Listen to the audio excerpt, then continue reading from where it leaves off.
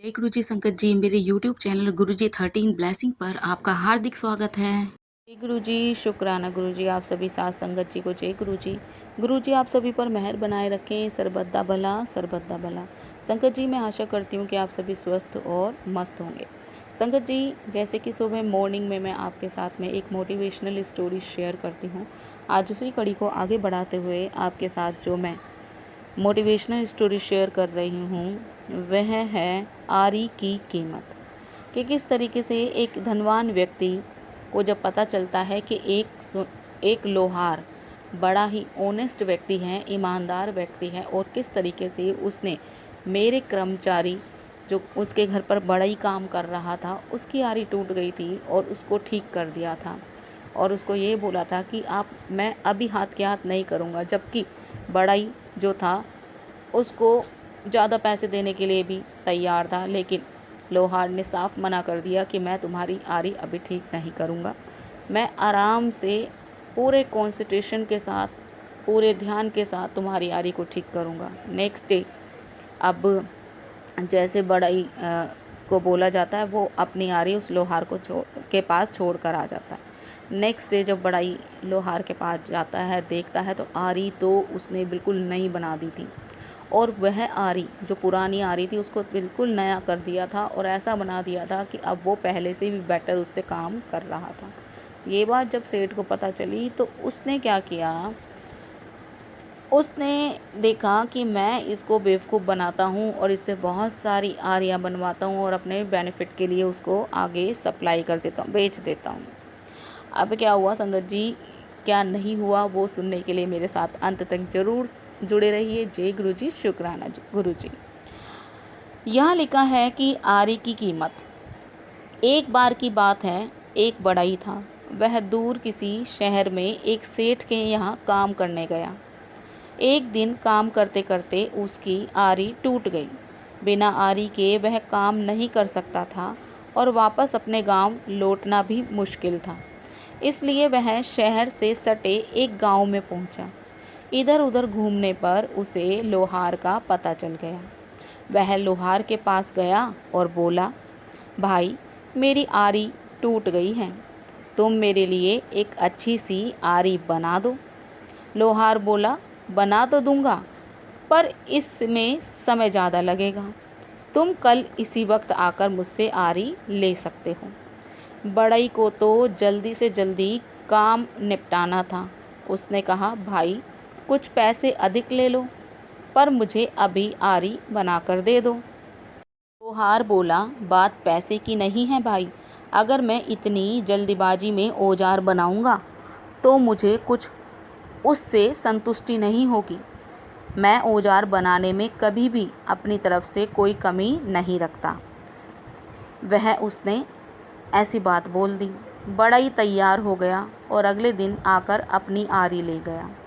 आरी बहुत अच्छी बनी थी। बड़ई पहले की अपेक्षा आसानी से और पहले से बेहतर काम कर पा रहा था। बड़ई ने खुशी से यह बात अपने सेठ को भी बतलाई और लोहार की खूब प्रशंसा की। सेठ ने भी आरी को करीब से देखा। इसके कितने पैसे लिए उस लोहार ने? सेठ ने बड़ई से पूछा। बड़ई बोला, 10 रुपये। सेठ ने मन ही मन सोचा कि शहर में इतनी अच्छी आरी के कोई भी व्यक्ति 30 रुपये देने को तैयार हो जाएगा।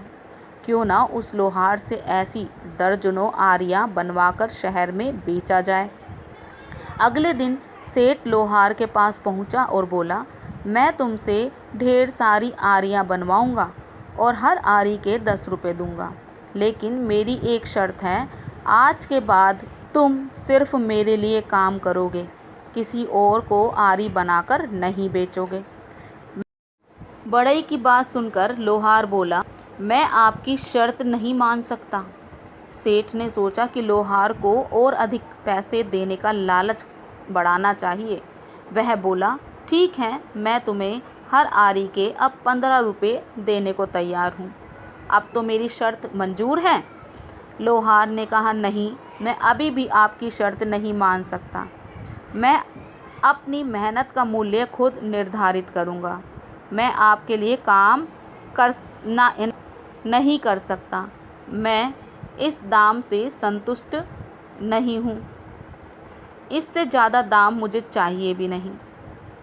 अब व्यापारी ये बात सुनकर बड़ा ही अचरज में भर गया कि बड़े आश्चर्य की बात है, बड़ा अजीब आदमी है, भला कोई आती हुई लक्ष्मी को कैसे मना कर सकता है। लोहार बोला, आप मुझसे आरी लेंगे, फिर उसे दुगने दाम में गरीब खरीदारों को बेचेंगे, लेकिन मैं किसी गरीब के शोषण का माध्यम नहीं बन सकता। अगर मैं लालच करूँगा तो उसका भुगतान कई लोगों को करना पड़ेगा, इसलिए आपका ये प्रस्ताव मैं स्वीकार नहीं कर सकता। सेठ समझ गया कि एक सच्चे और ईमानदार व्यक्ति को दुनिया की कोई दौलत नहीं खरीद सकती। वह अपने सिद्धांतों पर अडिग रहता है। अपने हित से ऊपर उठकर और लोगों के बारे में सोचना एक महान गुण है।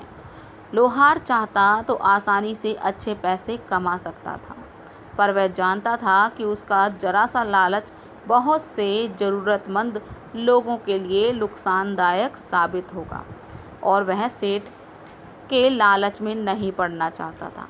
इस कहानी से हमें यह शिक्षा मिलती है, अगर ध्यान से देखा जाए तो लोहार की तरह ही हम में से अधिकतर लोग जानना चाहते हैं कि कब हमारे स्वार्थ की वजह से बाकी लोगों का नुकसान हो जाता है, पर यह जानते हुए भी हम अपने फ़ायदे के लिए काम करते रहते हैं।